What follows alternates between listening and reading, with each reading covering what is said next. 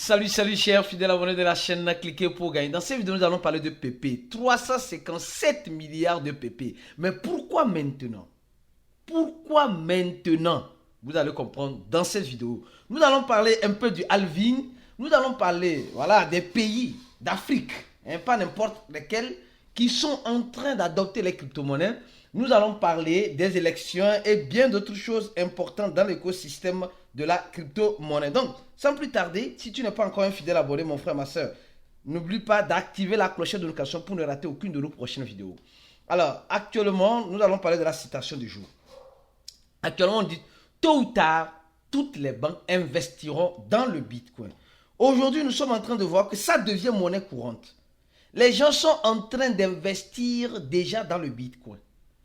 C'est une question de temps, sincèrement. C'est une question de temps pour que ces grandes banques-là puissent investir dans les crypto-monnaies. Mais voir même qui c'est, dans PP.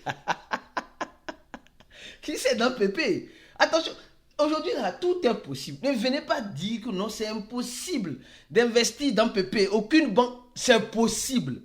C'est possible. Et je vais vous... En tout cas, si tu restes jusqu'à la fin de la vidéo, tu vas comprendre quelque chose.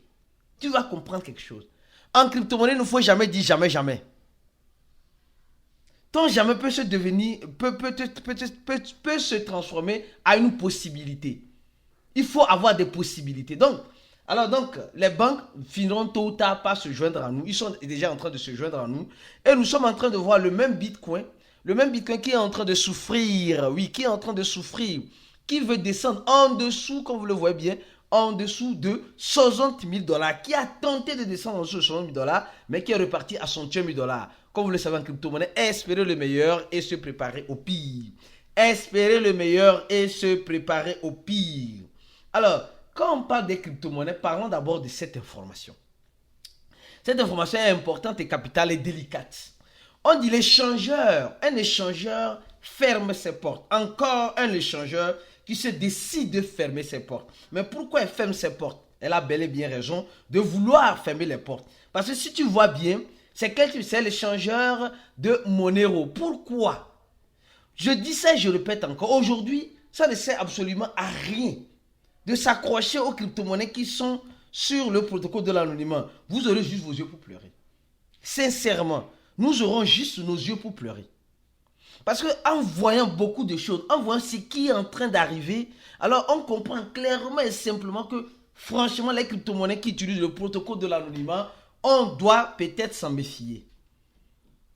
Or, c'est ces crypto-monnaies qui sont venues apporter un plus sur le Bitcoin, sur la technologie de la blockchain. Mais aujourd'hui, nous voyons que ces crypto-monnaies sont en train d'être combattues parce que les banques, parce que les institutionnels veulent aussi leur part du gâteau. Parce que les institutionnels veulent leur part du gâteau. Et quand c'est comme cela, c'est lassant, c'est fatigant, c'est chiant. Désolé le terme. Et comme ils savent que les crypto-monnaies comme Monero, comme Zcash, comme BTC, ZSH, Traclock, toutes ces monnaies-là, c'est des monnaies qui, en quelque sorte, on ne peut pas tracer, on ne peut pas voir, tracer les transactions, parce que ça, une baralia, ça mélange. Tu ne peux pas voir. Tu vas voir l'adresse qui a reçu, mais après, tu ne vas pas comprendre d'où ça vient, comment. Donc, il y a un système de confidentialité dedans. Donc, c'est l'échangeur là, local Monero, qui a fait... Non, mais franchement, après 7 ans de travail, ils sont obligés de fermer les portes. Après 7 ans de travail, ils sont obligés de fermer les portes. Et là, ça doit nous faire réfléchir. Ça doit nous faire réfléchir. Pourquoi? Parce qu'actuellement, dans l'écosystème de la crypto-monnaie, actuellement, on dit que les crypto-monnaies peuvent changer les élections présidentielles aux États-Unis. Oui, nous sommes en train de voir Donald Trump qui est en train de vouloir avoir les partisans, si je le permets, les cryptophiles pour s'aligner derrière lui afin qu'il puisse gagner les élections. Les gars, aujourd'hui, il n'y a plus autre porte de sortie à part celle qui nous a été offerte. Nous avons voulu, les institutionnels arrivent. Ils sont arrivés, nous voyons le désordre qu'ils sont en train de s'aimer. Ils sont en train de refuser certaines crypto-monnaies qui utilisent le protocole de l'anonymat. Ils sont en train de faire quoi? En train de profiter des investisseurs cryptophiles que nous sommes pour manger sur nous parce qu'ils autorisent le manger vivant, mais juste des institutionnels dont eux-mêmes ils font partie. Donc nous voyons clairement ce qui est en train de se passer et ce qui pourrait encore arriver. En ce sens, les gars, préparez-vous au pire en espérant le meilleur. Prépare-toi au pire, mon frère, ma soeur, et espère le meilleur. Alors, on va parler un peu de Pépé. Les gars, il y a beaucoup de choses à dire sur Pépé. Et la pépite des pépites, il y a beaucoup. Pourquoi maintenant? Pourquoi ces milliards-là maintenant? Pourquoi? La dernière fois que je parlais de Pépé, c'était à 0,07. Hein. Ah, et en tout cas, nous sommes en train de voir. Nous sommes actuellement... Non mais franchement, tout porte à croire. J'ai dit, tout porte à croire que la surprise avec Pépé serait encore grande. Tout porte à croire que la surprise encore avec Pépé serait encore grande et exceptionnelle. D'accord? Alors, avant de parler de Pépé, parlons rapidement de cette vidéo-là. Non, les gars, rions un peu pour détendre un peu l'atmosphère. Sérieux. Détendez un peu l'atmosphère parce que ça fait réfléchir. Les crypto-monnaies, ça nous stresse. Alors, dans ce stress, il faut rire un peu. Alors, regardez un peu cette vidéo-là. Regardez. Le halving de 2020 et de 2016, ils vont au même rythme. Vous voyez, non? La danse, ils vont au même rythme. Mais le halving de 2024, là, regardez le rythme. Elle sort carrément du rythme. Dis-moi si tu es en train de voir cela. Nous sommes en train de voir que le halving de 2016, hein, c'était bien. Hein, le halving de 2020, c'était, avec le 2016, c'était au même rythme. Mais le halving de 2024, là, le rythme a changé.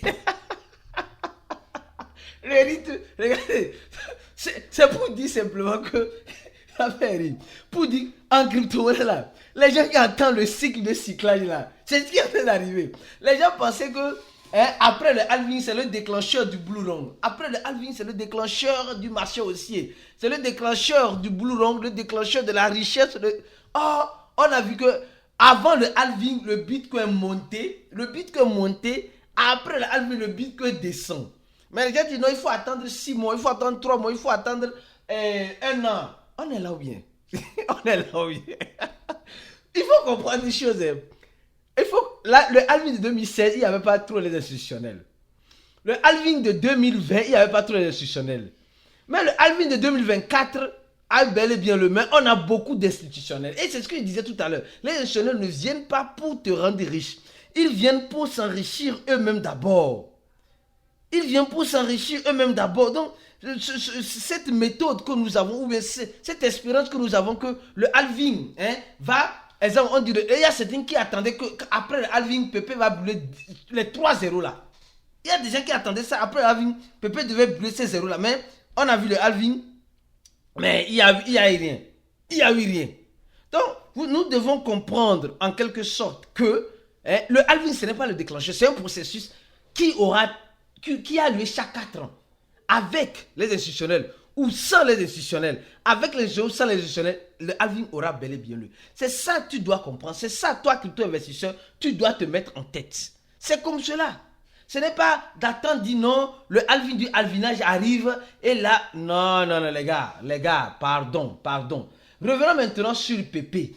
Avant de revenir sur Pépé, on va parler rapidement du Ghana. D'abord, les gars, j'apprécie beaucoup ce pays-là, ce pays anglophone, Vous voyez, le ministre de la communication est venu lors d'un événement de la Poste et ils ont lancé le timbre cryptographique.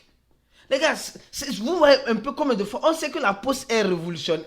La Poste, c'est vieux, mais en quelque sorte, il y a certaines personnes qui cherchent à révolutionner, à apporter un plus, une peinture de plus dans ce qui est déjà vieux. Et moi, j'apprécie vraiment le Ghana qui n'est pas contre les crypto-monnaies, qui est en faveur des crypto-monnaies. Au même moment, le Nigeria qui semble être contre les crypto parce que l'économie, leur naira va mal. Au Ghana, leur cedi, ça a toujours été de mal en pire, mais ils font avec. Les gars, il faut avec. Donc, franchement, j'apprécie vraiment ce pays d'Afrique, le Ghana, qui essaie d'apporter un plus dans l'écosystème de la crypto-monnaie ou qui essaie de pas motiver, mais qui n'essaie pas de motiver, mais qui n'essaie pas aussi d'interdire. Mais qui veut utiliser cette technologie-là dans ces services étatiques, comme la Poste. Bon, les gars, le ministre, la ministre est partie, voilà, etc. C'est bien. De toute façon, on verra bien ce que ça donnera. Revenons maintenant sur la pépite des pépiteurs. La pépite des pépiteurs, PP. Les gars, nous sommes en train de voir que la capitalisation de PP a augmenté de presque 2%, qui est revenu à 3 milliards 400 millions. Et le volume de 38%, les gars, c'est énorme.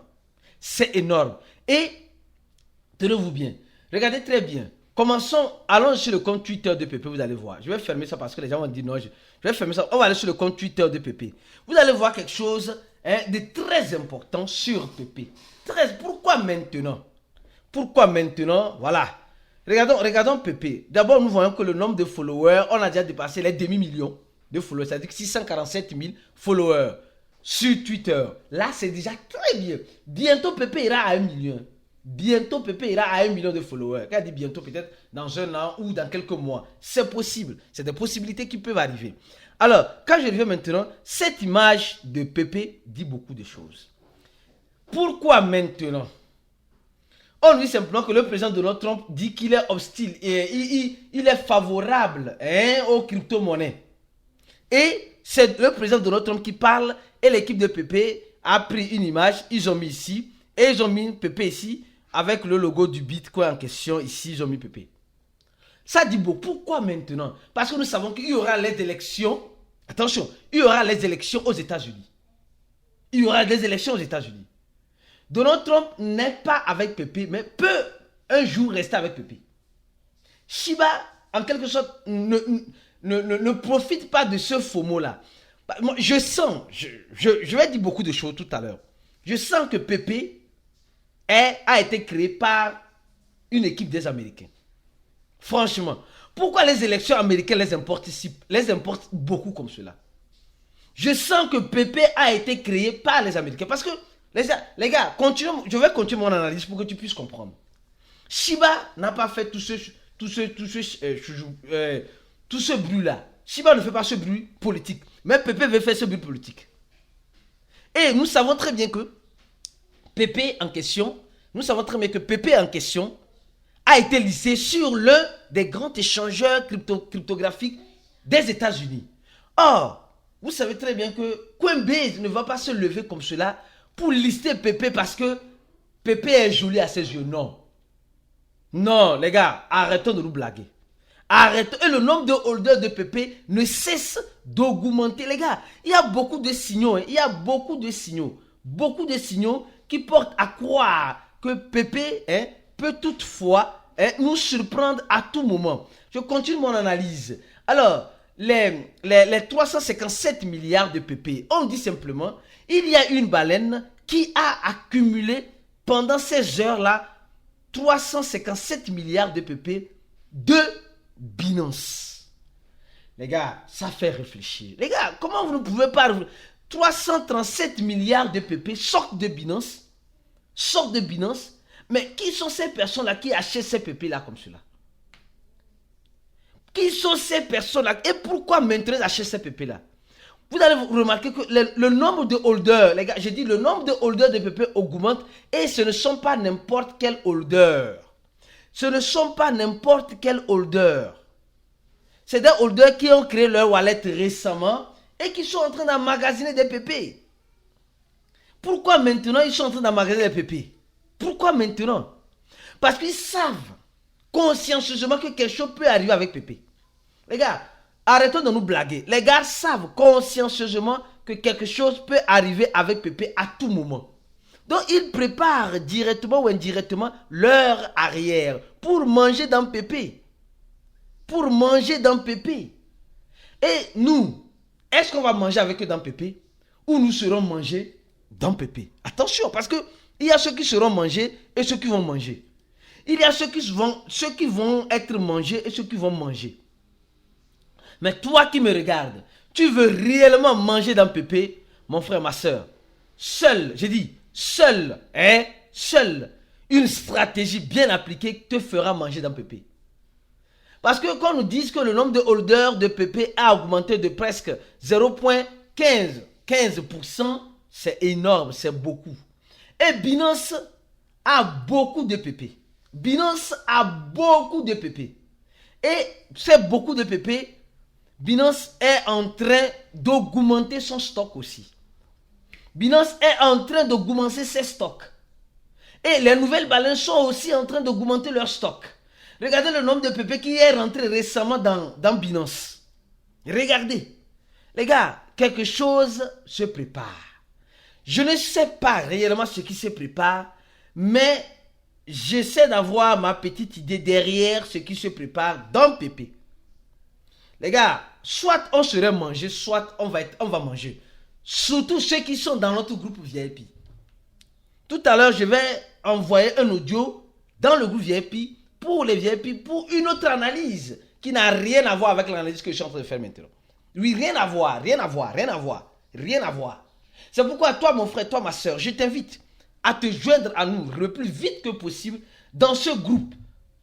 C'est l'un des meilleurs groupes que tu dois participer. Pour comprendre, apprendre, découvrir, partager. Mon frère, si tu n'es pas là-bas, tu rates beaucoup de choses. Tu rates beaucoup de choses. Et pour être là-bas, c'est simple. Il suffit seulement de cliquer sur le premier lien en description de la vidéo. Tu vas tomber sur une page, tu vas remplir ce formulaire-là. Après avoir rempli ce formulaire-là, on va t'envoyer un mail, on va te contacter par WhatsApp ou sur Telegram pour payer les $100 pour avoir accès à notre groupe VIP pour profiter de PP si il y aura des profits dans PP. J'ai dit pour profiter de PP quand il y aura des profits dans PP. Parce qu'il y aura des profits, mais certains ne vont pas profiter. Et certaines personnes disent non, Alexis, je n'ai pas vite vu la vidéo. Oui, les gars, ceux qui ne voient pas vite les vidéos, aujourd'hui nous avons mis en place notre channel Telegram. Le channel Telegram, le deuxième lien de la vidéo. Tu cliques sur ça et tu tombes directement sur notre channel, le deuxième. Abonne-toi à notre channel pour te joindre à nous quand il y aura de nouvelles vidéos comme celle-ci. On se dit à la prochaine vidéo et ciao pour d'autres aventures comme celle-ci.